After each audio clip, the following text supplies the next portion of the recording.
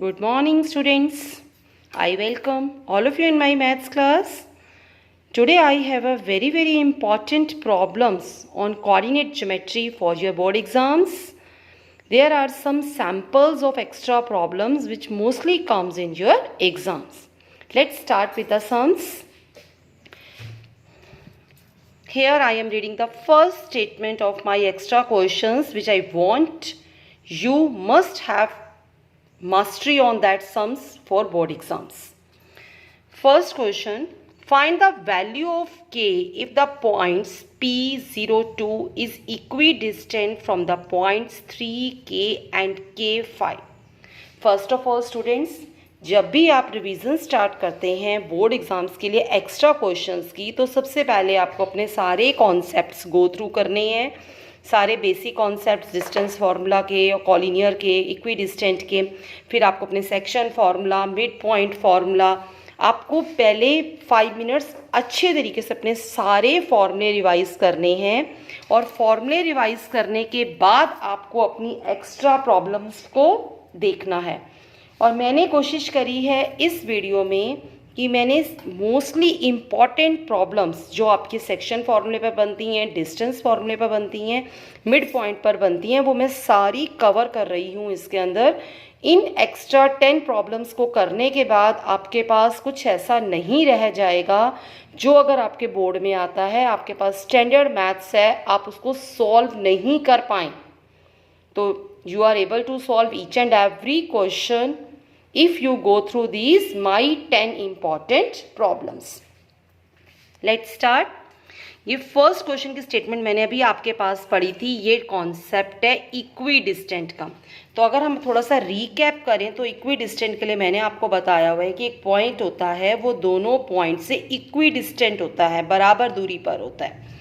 तो हम क्या करेंगे, हमने एक पॉइंट, इसको 2 पॉइंट्स थे, एक को ए लेट किया, एक को बी, और इस पॉइंट को इक्विडिस्टेंट दिया हुआ है। तो सेम हम कॉन्सेप्ट यूज़ कर रहे हैं इक्विडिस्टेंट का। मैंने अभी आपको रीकैप करवाया है A P is equal to B P.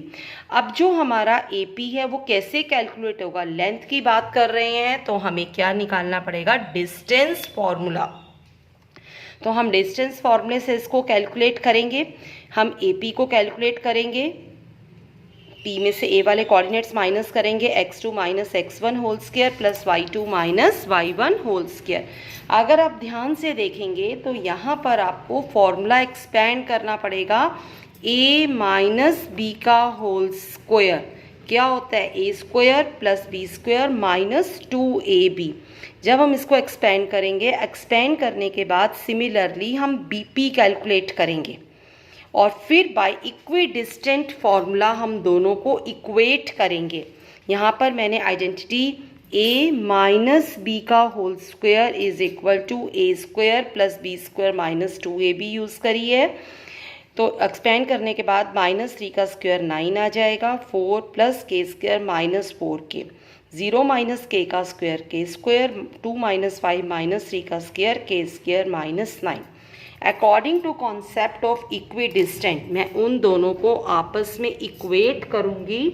और आपको पता है कि जब अंडर रूट होता है तो स्क्वेयरिंग बोथ साइड करेंगे और वहाँ से हमारी k की वैल्यू फाइंड आउट हो जाएगी, k इज इक्वल टू 1। तो ये फर्स्ट इंपॉर्टेंट क्वेश्चन था आपका वैल्यू ऑफ k के लिए। सेकेंड क्वेश्चन की तरफ चलते हैं। If 2 vertices of equilateral triangle, अब इक्विलेटरल ट्राइंगल के बारे में भी आप अपना रिकैप करेंगे, जिस ट्राइंगल की तीनों साइड्स हमारे पास इक्वल होती हैं, हम उस ट्राइंगल को क्या बोलते हैं, equilateral triangle. A B is equal to B C is equal to A C. हम यही कॉन्सेप्ट यहाँ यूज़ करने वाले हैं।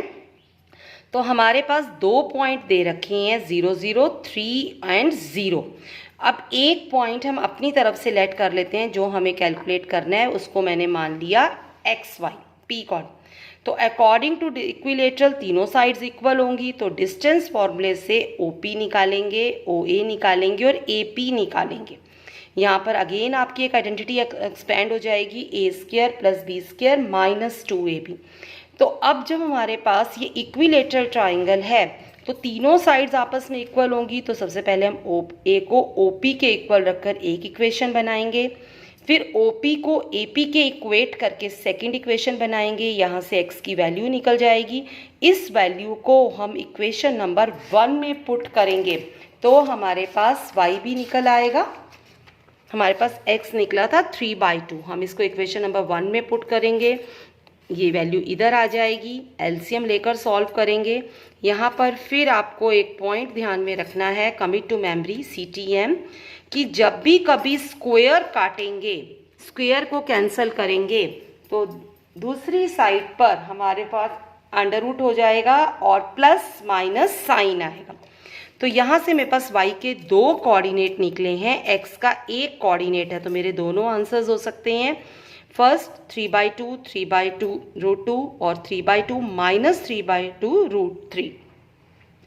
आप इसी पर बेस्ड एक क्वेश्चन और ट्राई करेंगे, find the centre of a circle through the point. अब आप ये देखेंगे, अगर मैं इस क्वेश्चन को आपको एक्सप्लेन करती हूँ तो आपके पास यहाँ पर एक सर्कल दिया होगा, उसके 3 पॉइंट्स दे रखे हैं। अब आपको पता है कि सेंटर से सारे पॉइंट्स इक्वी डिस्टेंट होते हैं, तो सेम हम ट्राइंगल वाला, जिस तरीके से मैंने अभी आपको इक्विलेटरल ट्राइंगल समझाया है, सेम आप उसी तरह से ये सम कैलकुलेट करेंगे और इसका आंसर निकलेगा, पॉइंट्स ऑफ सेंटर के कोऑर्डिनेट्स जो निकलेंगे वो निकलेंगे 3 and -2। Now move to the fourth question. If the distance of point from the point A and B are equal, अब इसमें equal कह दो या हमारे पास equidistant बोल दो, मीनिंग एक है, हमें ये प्रूव करना है। अगर आप थोड़ा सा भी ध्यान से देखेंगे तो NCERT में 7.1 का 10th सम और आपका 4th एग्जाम्पल इसी पर बेस्ड है। उसमें आपको रिलेशन बनाने को बोला था और इसमें आपको प्रूफ करने को बोल रहा है, तो मीनिंग सेम है।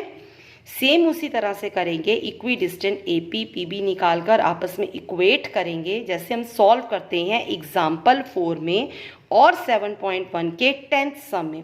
तो ये रिलेशन तैयार हो जाएगा, उसमें रिलेशन पूछा जाता है, इसमें प्रूफ करना है। सम बिल्कुल सेम चलेगा आपका 7.1 का 10th सम और 4th एग्जाम्पल की तरह। Now move to the fifth question. एक गिवन फिगर है हमारे पास, C is a mid point of hypotenuse AB। C mid point है। अब आपको पता है मिड पॉइंट क्या करता है, दोनों को इक्वल पार्ट में डिवाइड करता है और हमारे पास फॉर्मूला भी है मिड पॉइंट का। अगर मैं आपको रिकैप करवाऊँ तो मिड पॉइंट का फॉर्मूला है x is equal to x1 + x2/2 y1 + y2/2। तो हम इस कॉन्सेप्ट को यूज़ कर सबसे पहले हम C के कोऑर्डिनेट निकालेंगे, x1 + x2/2 y1 + y2/2। तो C के कोऑर्डिनेट निकल गए AB। अब हमें इक्वी डिस्टेंट प्रूफ करना है O के साथ, A के साथ, B के साथ, जैसे आप सर्कल में भी प्रूफ करेंगे। मैंने अभी आपको बताया ना सर्कल के सेंटर के लिए प्रूफ करना है, तो सेम आप तीनों के लिए निकालेंगे डिस्टेंस फॉर्मूला। तीनों आंसर्स इक्वल आ जाएंगे। तो आपको पता है जिस ट्राइंगल की तीनों साइड्स इक्वल होती हैं वो ट्राइंगल क्या होते हैं, इक्विलेटरल ट्राइंगल। तो हमें यही प्रूव करना है कि वो इक्वी डिस्टेंट है। इक्विलेटरल ट्राइंगल बन गया और ये तीनों पॉइंट आपस में अगर हमें इक्विलेटरल प्रूव करने हैं तो तीनों साइड्स इक्वल हो जाएंगी और इन तीनों पॉइंट्स के साथ हमें इक्वी डिस्टेंट प्रूव करना है, जैसे हम अपने सर्कल वाले सम के लिए करेंगे। तो हमारे पास तीनों आंसर इक्वल आ जाएंगे, तो ये क्या बन जाएगा, इक्वी डिस्टेंट। एक सम आप ट्राई करेंगे, find the distance of the point from the mid point of the line segment joining the points. पहले आप एक लाइन सेगमेंट इन 2 पॉइंट्स के लिए मिड पॉइंट निकालेंगे, फिर उस मिड पॉइंट का इस गिवन पॉइंट से डिस्टेंस निकालेंगे, तो आपका आंसर निकलेगा 5 यूनिट।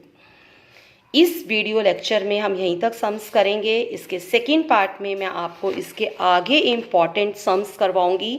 मेरे पास टोटल 10 क्वेश्चंस ऐसे हैं जो बहुत इंपॉर्टेंट हैं बोर्ड्स के लिए, तो आज हम यहीं तक क्वेश्चन ट्राई करेंगे। इसमें 2 क्वेश्चंस आपके होमवर्क हैं, आपने सारे क्वेश्चन अपनी नोटबुक में अच्छे से प्रिपेयर करने हैं। थैंक्स।